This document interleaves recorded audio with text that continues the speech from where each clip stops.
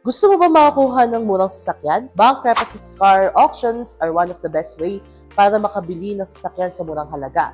Pero para manalo, kailangan mo ng strategy. So today, nandito ako ngayon para bigyan kayo ng key tips para manalo sa Bank Repossessed Car bidding.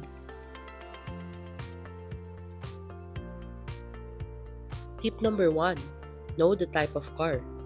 Ang mga Japanese brands sa sasakyan gaya ng Toyota, Mitsubishi at Suzuki ang pinaka-popular sa Pilipinas dahil sa pagiging reliable at affordable ng mga ito. Karamihan ng mga repossessed cars na ino-offer ng mga bangko ay Japanese brands. Kung i-consider ang value at demand, kinakailangan na competitive ang ipi-place na amount sa bidding. But, don't overlook non-Japanese cars. They might offer unique features or styling that could appeal to you. Tip number 2. Understand the variant. Ang mga top-of-the-line na model ng sasakyan ay may posibilidad na mas may advanced na features, pero medyo pricier din ng mga to. Kung iisipin ang variant ng sasakyan, makatutulong ito upang matimbang ang totoong value nito sa market at makapagdesisyon kung magkano ang kailangan mong i-bid. Tip number 3. Condition of the car. Ang mga sasakyan na nasa magaganda pang kondisyon ay sulit na paglaanan ng malaking bid amount dahil hindi ito masyado nangangailangan ng maintenance. Kung nasa tama lang o sakto lang ang kondisyon, make sure na makapaglaan ng budget for repairs. Tip number 4. Consider the body type. Ang mga SUVs at vans ay karaniwang mataas ang presyo dahil sa size at versatility nito. SUVs and vans are great for families or businesses. E paano naman kapag mga sedans o hatchbacks? Mas affordable ito at perfect sa daily commutes o sa mga may small families. Tip number 5. Stick to your budget.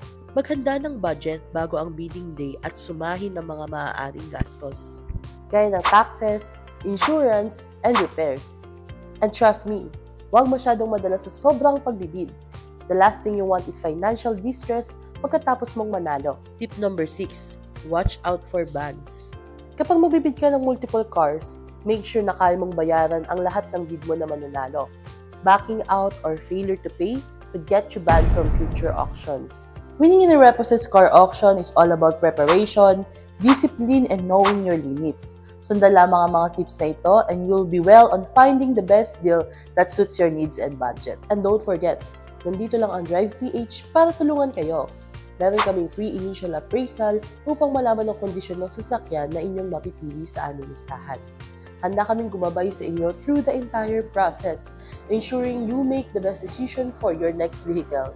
Bisitahin ang www.drive.ph para sa available cars sa aming listahan. Happy bidding! It's easy, just drive!